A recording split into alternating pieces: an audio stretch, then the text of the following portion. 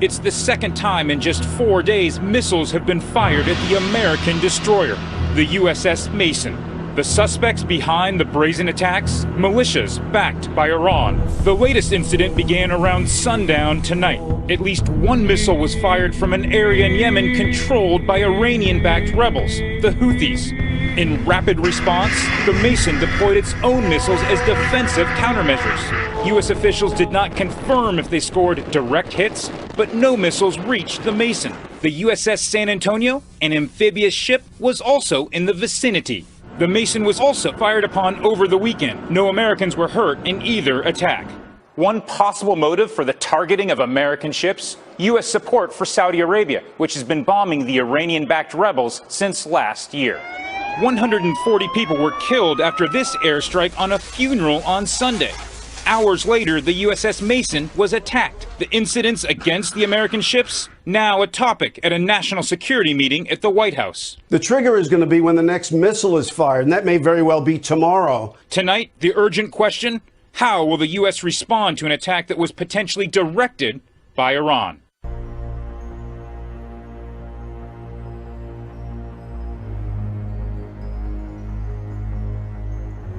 Some breaking news for you now. Yes, a Putin ally is now warning all of America that they better vote for Donald Trump or face nuclear war. Can you believe it? Now, this is coming from Reuters, all right? They report that Americans should vote for Donald Trump as president next month or risk being dragged into a nuclear war.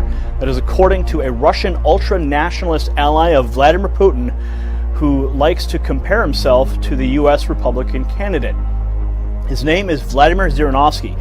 He's the gentleman in the far right there behind Vladimir Putin. They state here that he is a flamboyant veteran lawmaker known for his fiery rhetoric, and he told us to Reuters in an interview that Trump was the only person who would be able to de-escalate dangerous tensions between Moscow and Washington.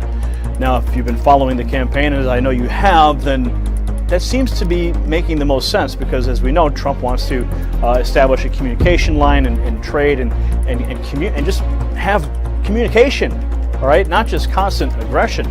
I mean, how many times have we heard the term Russian aggression coming out of Hillary Clinton's mouth? Well, the media, the government, even the central banks are pulling out all the stops to make everything look wonderful so that Hillary Clinton can get elected.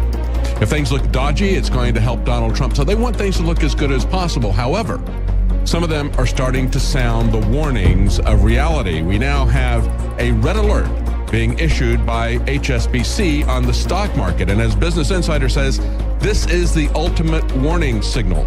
Now, Murray Gunn, who's head of technical analysis for HSBC, has said that he has turned on a red alert for an imminent sell-off in stocks given the price action over the past couple of weeks. And of course, it's not just HSBC, but it's also Citibank's Tom Fitzpatrick has also highlighted the market's similarities to the 1987 crash, and he did it just a few days ago.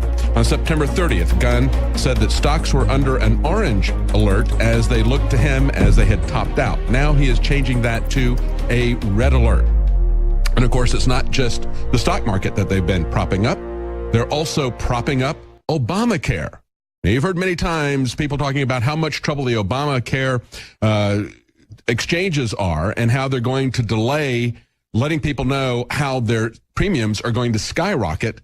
They want to do that after the election as well. All right, well, more than a dozen San Antonio cops now facing punishment, and their crime apparently supporting Donald Trump. Yeah, in a new video, this was posted by the GOP nominee. You can see the San Antonio officers wearing Make America Great Again hats as they escorted him to the airport. Now they could face disciplinary action for wearing the hats while on duty and in uniform. The police chief calling it inappropriate. Thank you, fellas.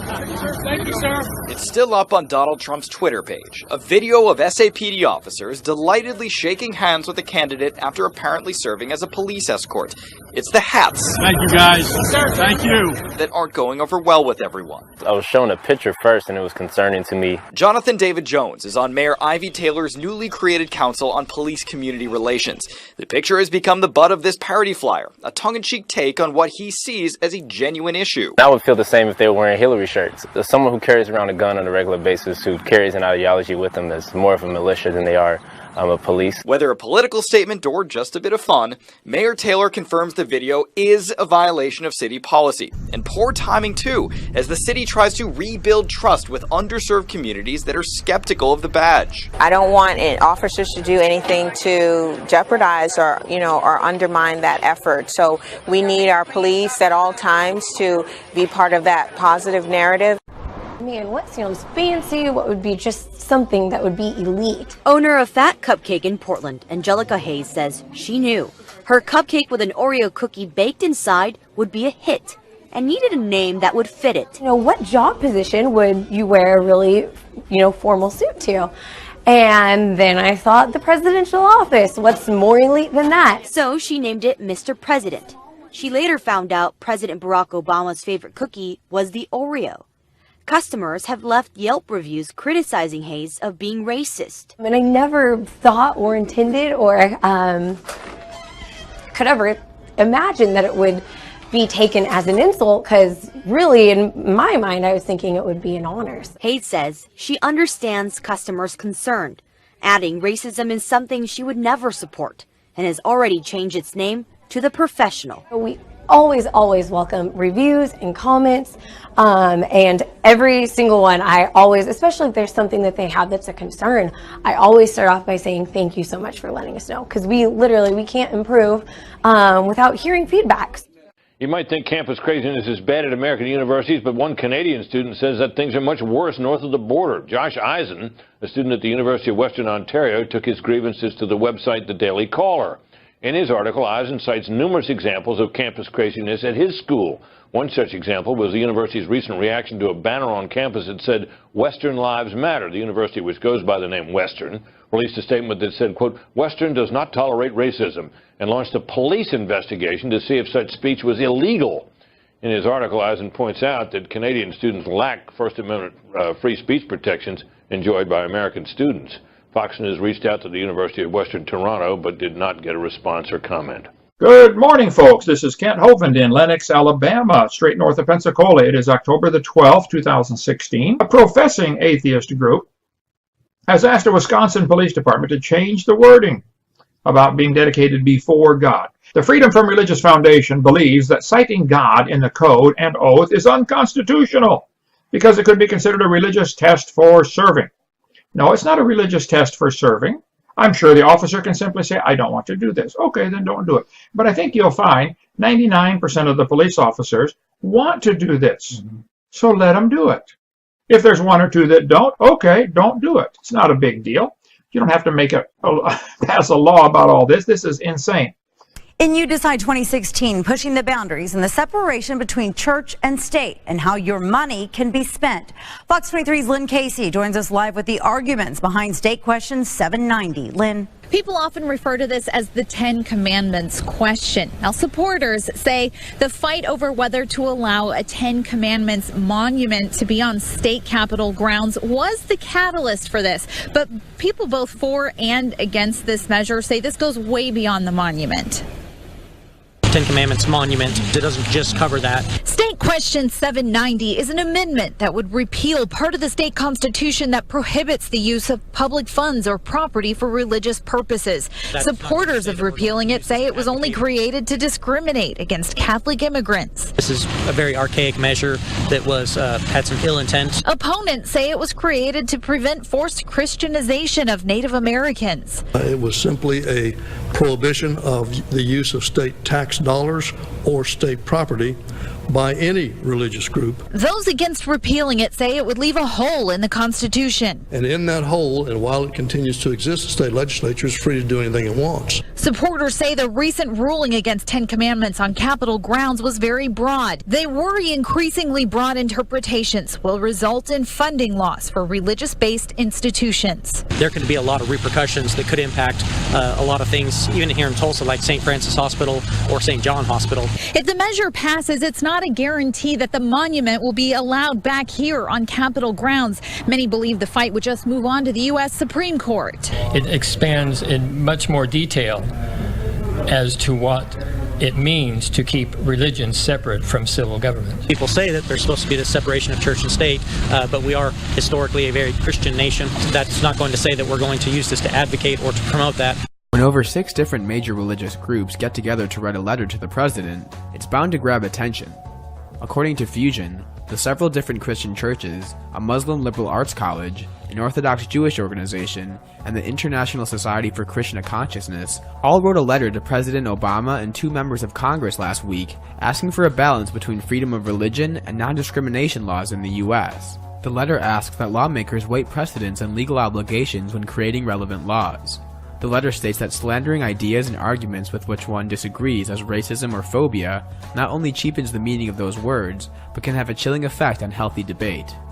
The Islamic State in Syria has expanded its weapons repertoire. According to CNN, the terrorist group has now added drones to its arsenal. ISIS is reported to have used a drone laden with explosives against Kurdish forces on October 2nd. According to U.S. coalition spokesman Colonel John Dorian, this isn't the first time the radical group has used drones, most of which are cheap commercial models made in China. The recent attack resulted in the death of 2 soldiers. America's homegrown terrorism is rooted in U.S. interventions abroad. That is a conclusion of an FBI report uncovered by investigative news website The Intercept. The study suggests that terrorists justify their actions by believing the U.S. military is carrying out violent atrocities in Muslim countries. Although the FBI states that it remains difficult, if not impossible, though, to predict what actually radicalizes particular individuals. The report was conducted in 2012, and U.S. officials are aware of the study's findings too, it seems. Deranged or alienated individuals, often U.S. citizens or legal residents, can do enormous damage. This summer, the U.S. was hit by that deadliest terror attack since 9/11. Back in June, 49 died, over 50 wounded in that mass shooting inside the gay nightclub in Florida. Also, last December, a married couple carried out a similar mass shooting, that time taking the lives of 14 people in California. In both incidents, the male attackers were Muslim Americans.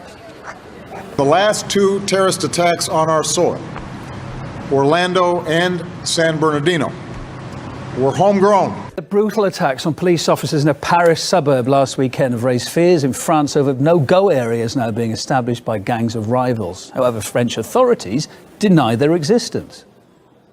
The authority of the state will be guaranteed. There are no no-go zones, but there are particularly difficult areas, very difficult areas.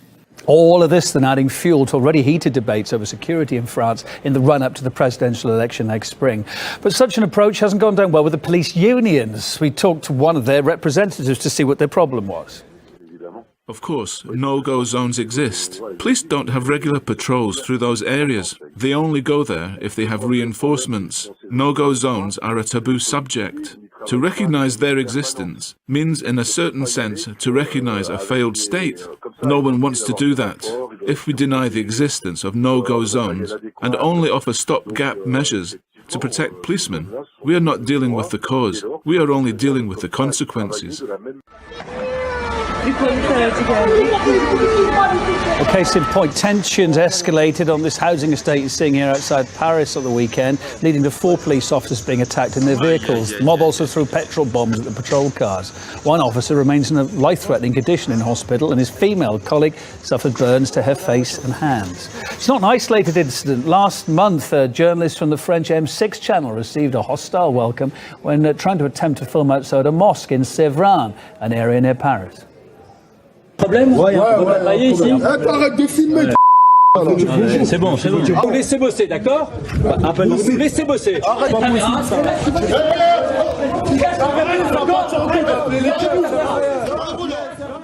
To other news now, and to the slow-motion disaster unfolding in the east this evening. Communities bracing for a major river. It still has not crested after Hurricane Matthew, and authorities warn it's about to get even worse.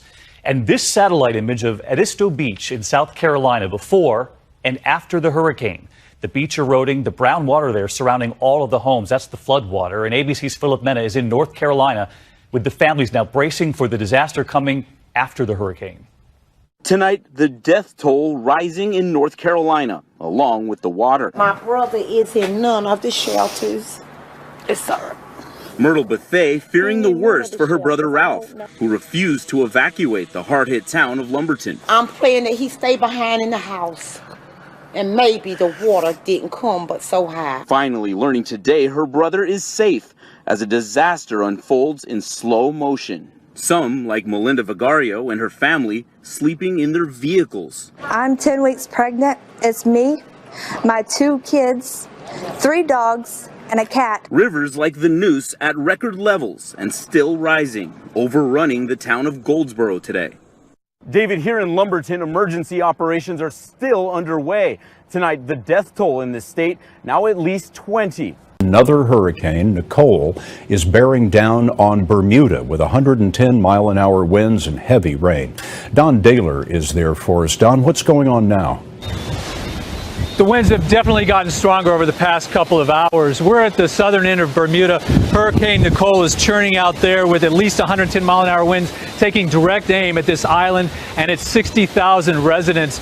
People earlier calmly went about their precautions, boarding up windows, buying groceries.